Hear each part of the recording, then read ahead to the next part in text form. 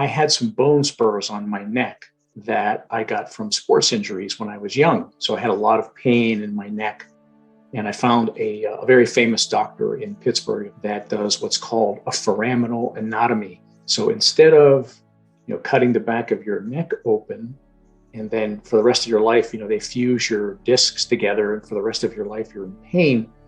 This doctor developed this foraminal anatomy where they go in through the front and they make a slight slit in your neck and they move your esophagus aside. And then he goes in and he drills out these bone spurs. So people from all over the world come to see this doctor. So I went to Pittsburgh and I had this operation done, and you only stay in the hospital for one night. Came back to North Carolina, and 4 days later in my bed at 11 o'clock p.m., I had a massive heart attack. Now, in retrospect, my transplant team, we all know what happened. I threw a blood clot, or a piece of plaque broke loose, and it went directly into my widowmaker.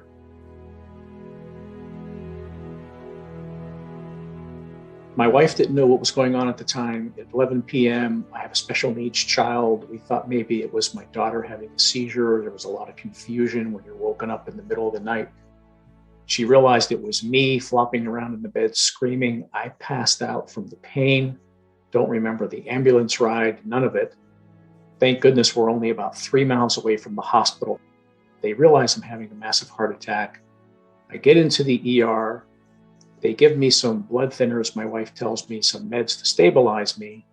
And then they put me in a room next to the ER, and a nurse is in there with my wife saying, okay, we've called the cardiologist. We've got some medicine in him. He's stable. So we'll just wait until the cardiologist comes. But right now we're good. Well, right after she said that, I sprang forward on the gurney. My eyes popped wide open.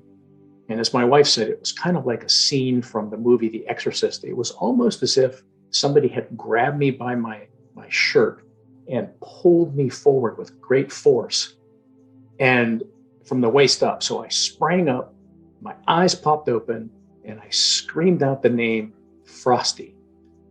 Now, Frosty is the nickname of my brother-in-law. So I scream out Frosty.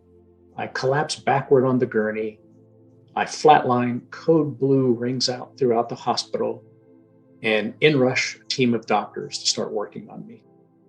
Now, what's curious about this is that my wife's in the room, she's panicked, but the doctor comes in, who is a beautiful little Indian woman, Dr. Patel, who I'm now very good friends with. But she tells Dr. Patel, we have a special needs child. You have to save my husband. She cannot make it without him, and I can't do this alone. So my wife is taken out of the room. Dr. Patel and her team begin to work on me. And I have to tell you that I was flatlined for 20 minutes. They could not resuscitate me, and they did everything. They did 4 times. They stuck the needle with epinephrine into my heart. They did paddle shocks. They did vigorous sternal rubs. They did the whole thing. I was not coming back. Something compelled her to continue to work on me. So finally, she didn't give up. She obtained a very slight pulse. And in the meantime, the cardiologist arrived. They did an emergency catheterization through my thigh, and they found the blockage, and they put 2 stents into my widowmaker. Unfortunately, the damage had already been done, and I had gone into cardiogenic shock. Another doctor came in, Dr. Carson, and intubated me. And before you know it, I slipped into a 4-day coma.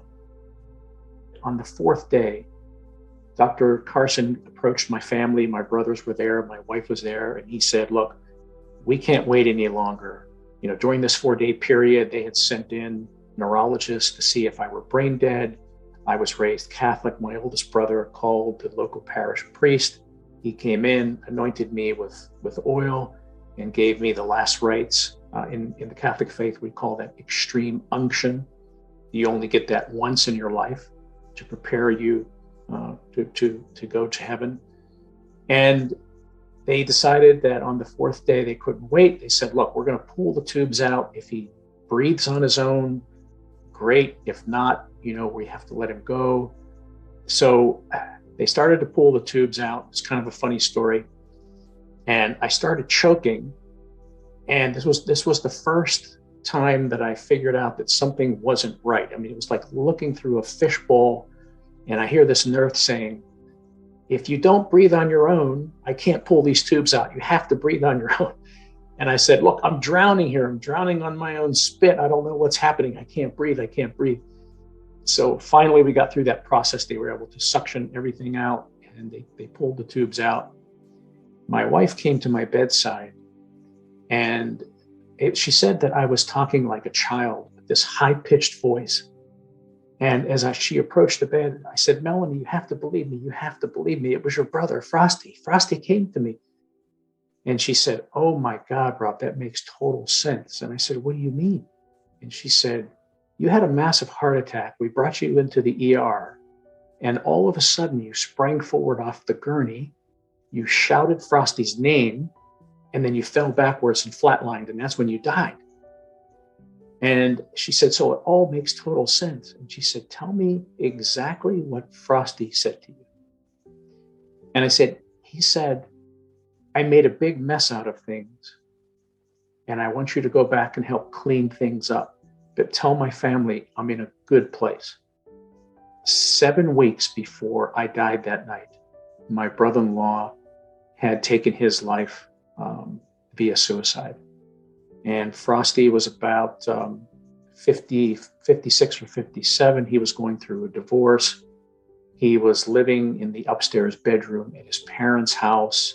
He has one daughter. She was in college. He had his own business, a surveying business. And, that time of year, there's a lot of pressure to pay bills. His daughter's in college, how to pay her bills. And Frosty had had a drug problem, but he had been clean for about 5 years. And that night, he just couldn't take it anymore. He decided to go out and just blow off some steam, thought he'd do it one more time.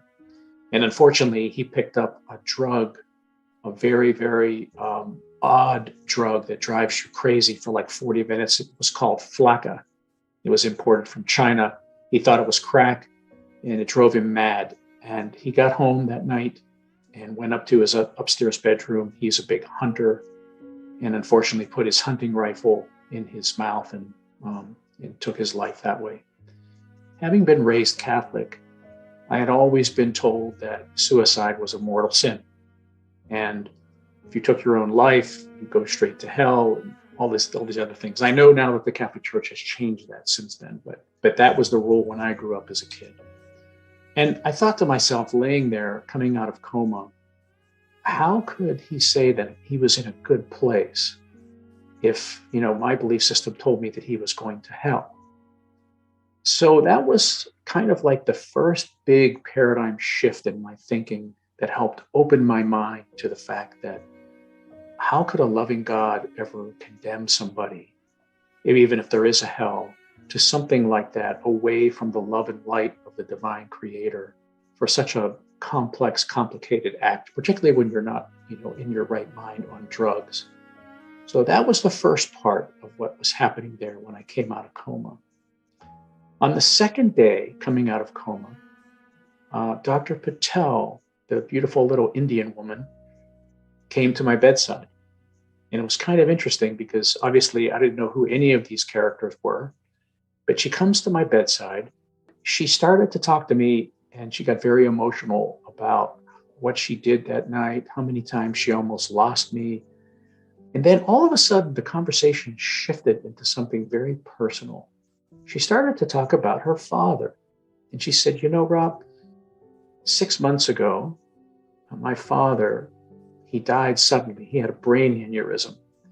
And we were very, very, very close. He helped me through medical school. We were so close that I knew his thoughts. We knew when we were thinking about each other. And I was pregnant with my first child. And he just lived to see my son's face. That's all he lived for. And then he died unexpectedly. And she said, ever since then, I've kind of lost faith. And I'm a Hindu.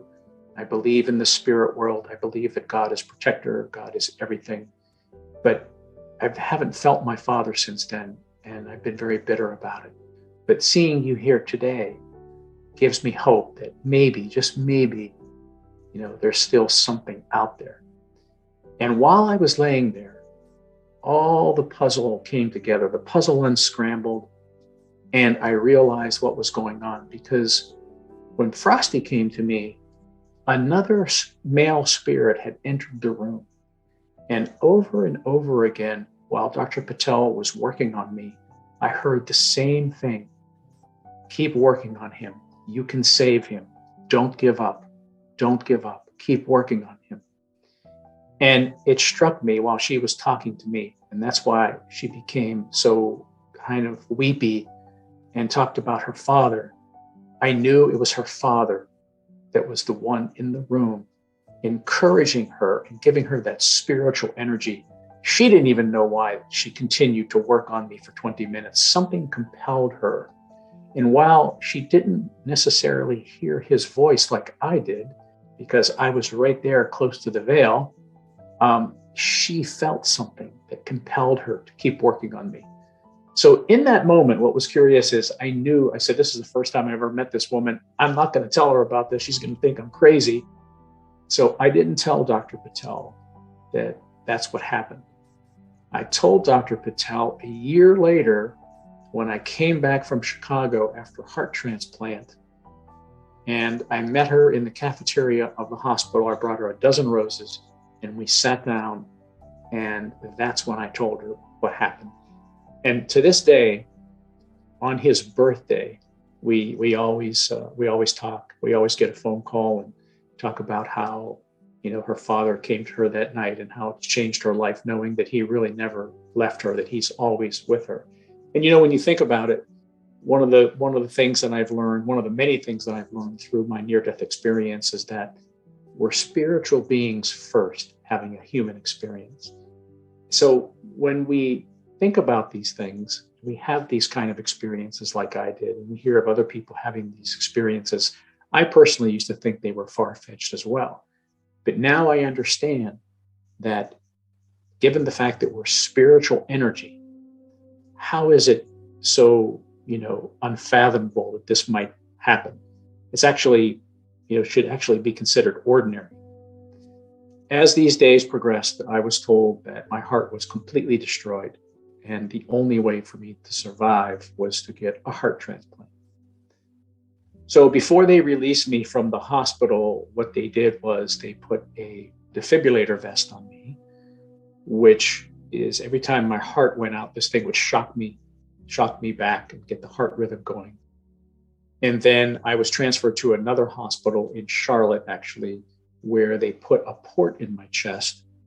And there was a medicine called milrinone that was constantly dripping on my heart. Milrinone, my doctor explained it as kind of like STP for the heart. What it does is it makes the heart beat, but it also starts the clock ticking because the heart wears out very, very quickly. So I've got this clock ticking, this time bomb. So I've got this vest on, and I have a battery pack on my left shoulder that's got this vest, on me all the time. Then I got another battery pack on my right shoulder that's powering this port that's in my chest, squirting this medicine on my heart. So I'm like this cyborg creature from a science fiction movie, walking around that's keeping me alive, trying to figure out how I could get a heart. So I went to all of the transplant centers here. There's one in Charlotte, North Carolina. There's one in Raleigh, North Carolina at Duke Medical Center. And at the time, the only thing they can offer me was what was called an LVAD. And an LVAD is a machine where they actually drill a hole in your heart and they put a pump in there that just spins your blood around. And it's a very nasty device.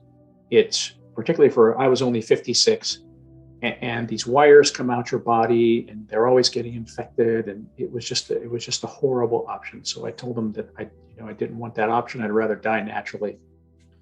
So I was about to resign from my job. I work for a steel company. It's independently held out of Chicago, Illinois. And I called my boss and I told him that I needed a heart transplant and I couldn't come back to work. And he said, before you do that, because I'm one of their top salespeople, he said, before you do that, let me talk to the owner. And he talked to the owner, who had no idea was a philanthropist, and heart disease ran in his family, and he donated money to the University of Chicago Medicine.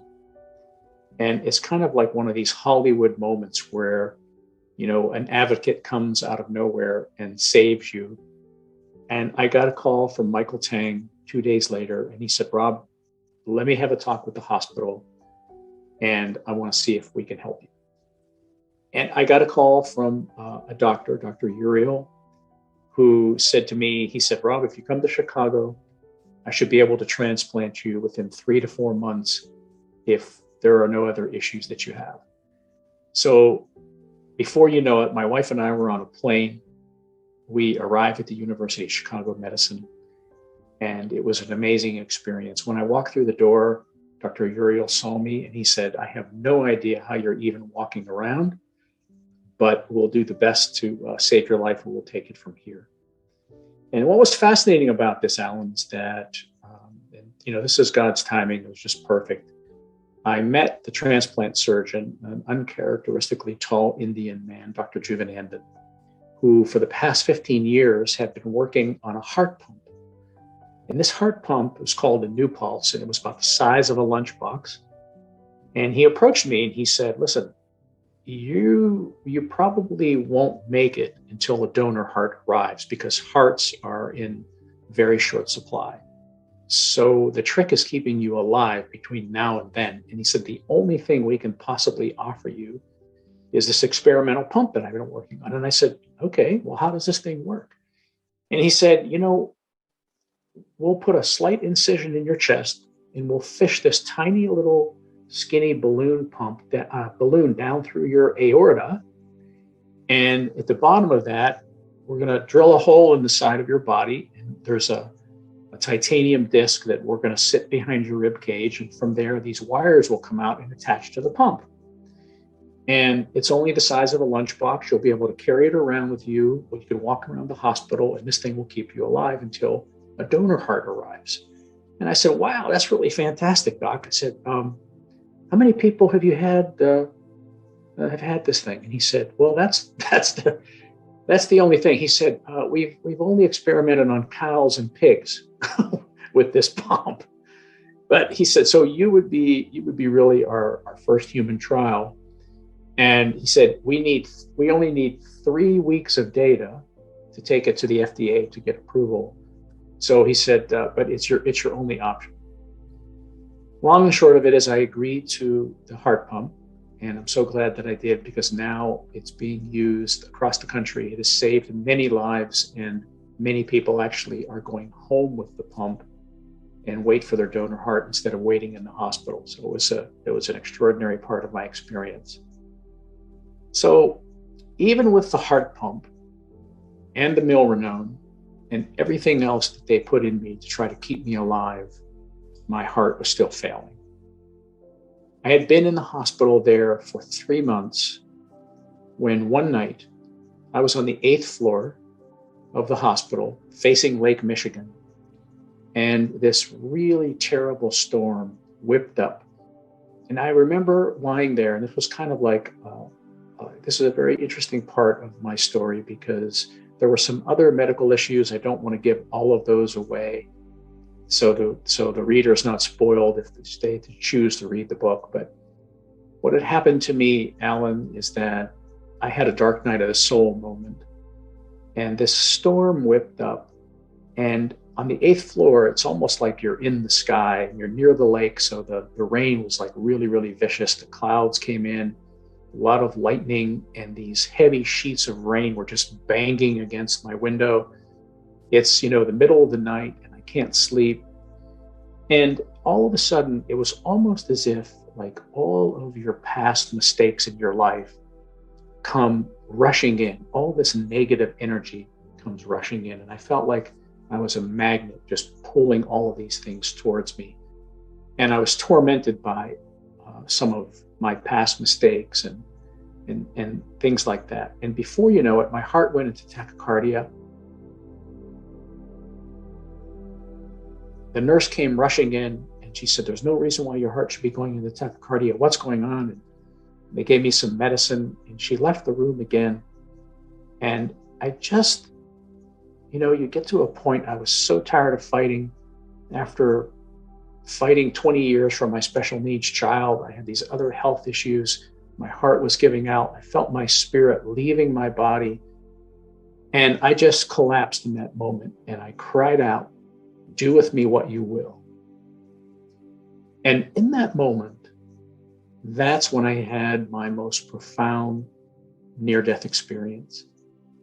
It's very difficult to articulate this and to explain what happened next. But I found myself standing in the middle of nowhere. It's kind of like, the way I explain it is, it's kind of like looking outside an airplane window on a clear day, and all you see is blue skies, but you're really looking at nothing. You see everything, but nothing at all. And that was the first part of my experience. I found myself standing in the middle of nowhere, and I could see myself down in the bed, this atrophied body. I'm about 174 pounds. I had atrophied down to about 131. I was a skeleton of a human being. And there I was lying there, this heart pump keeping me alive, all these IVs, wires coming out of me. So I'm looking down on myself. I could see myself there. And yet, while I'm standing in the middle of nowhere, I have the same green hospital gown on, but I'm whole.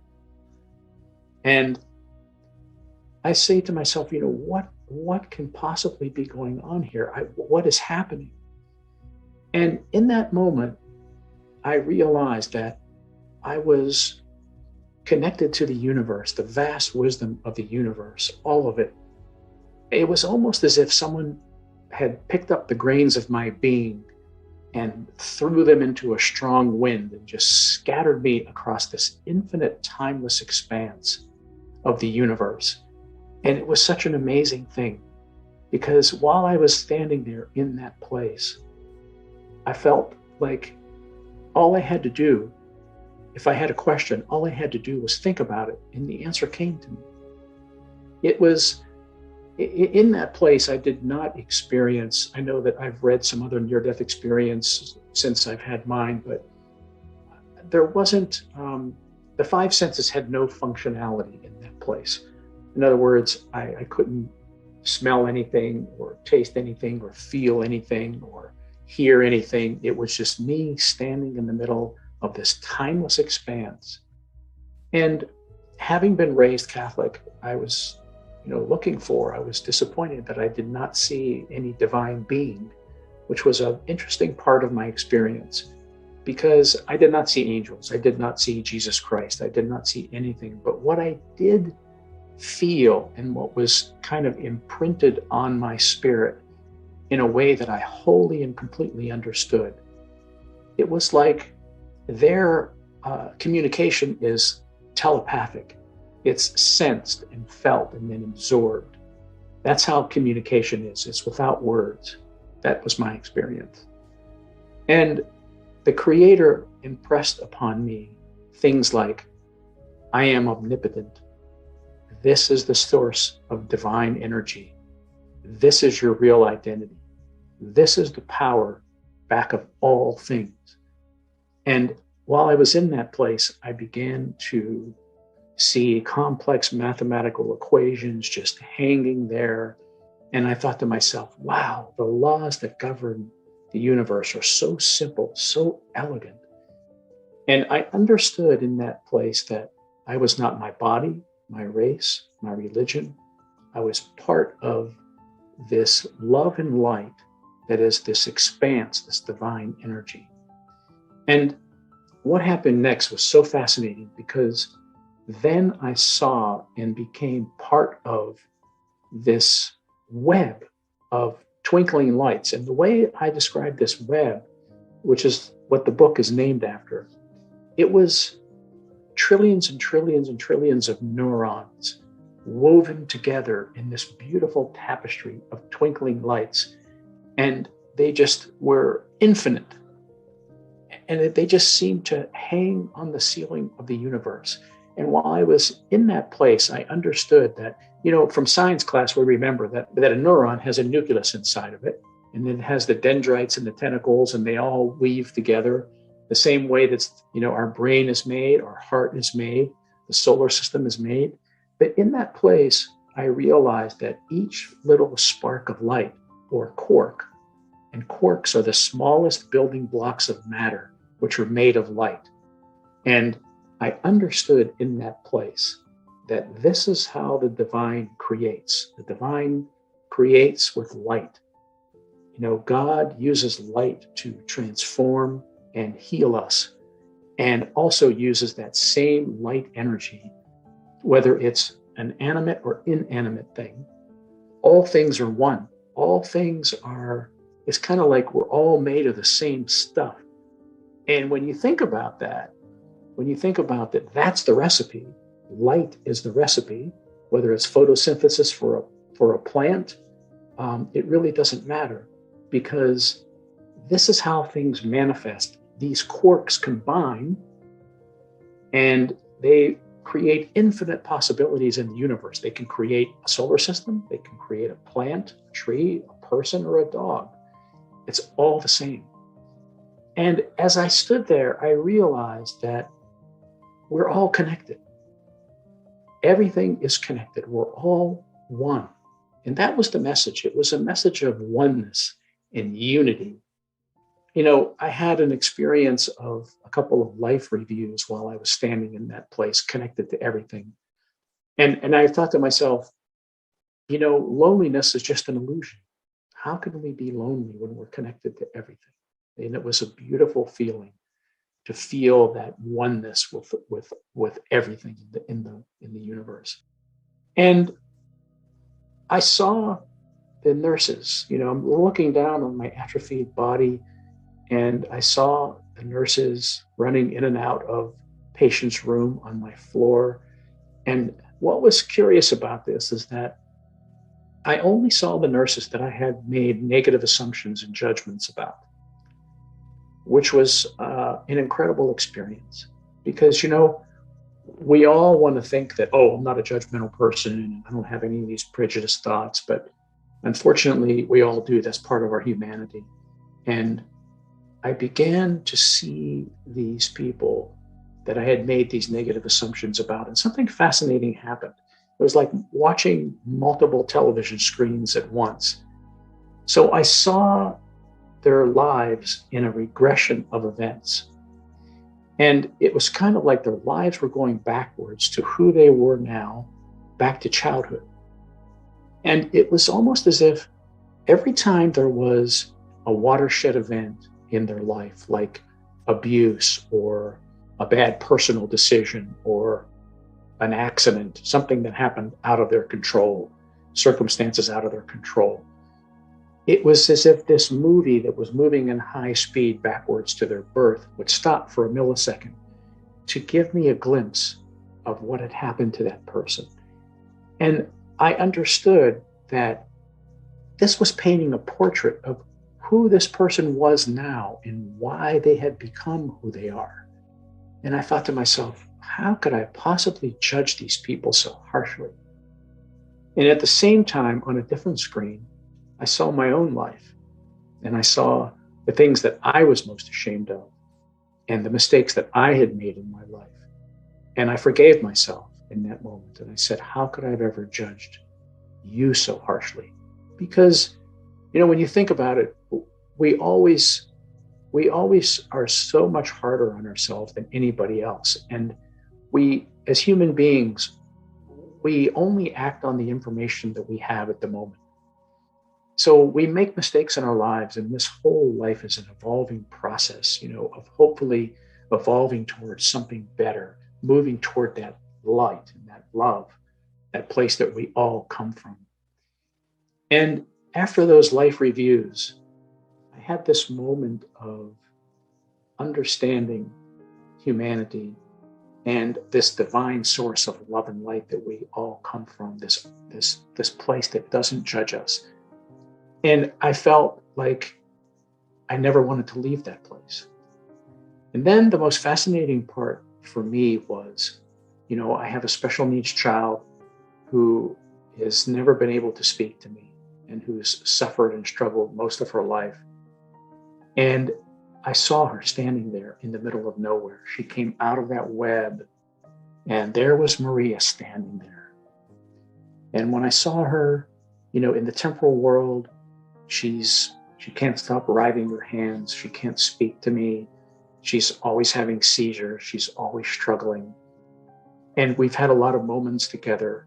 There have been times in my life where I prayed that God would just take her and relieve her from all this pain. But when I saw her standing there in the middle of nowhere, and she had this light emanating through her, and it wasn't the kind of light, any kind of light that you and I can see. It was that spiritual light that animates all life, the same spiritual light that comes from this divine source. And there she was, perfect and whole. And I said to her, Maria, your mother and I have taken you everywhere. We don't know what to do for you. We don't know how to comfort you anymore when you're having seizures. We've given up everything to try and heal you. And I've never heard your voice. I've never heard you say, I love you, Daddy. And in that moment, in that unspoken language of the ethereal, I said to her, tell me what I can do to comfort you. And she said 3 words that transformed my life. She said, just love me. And when she said, just love me, I cried out and screamed into that infinite expanse that I never want to leave this place. And when I said that, I found myself back in my hospital bed. This whole journey has just transformed my life in such beautiful ways. And I've learned one important thing, that the divine expresses and experiences life through us.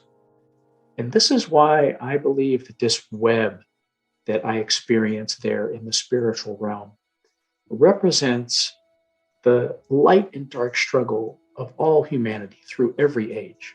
It's kind of like a mirror.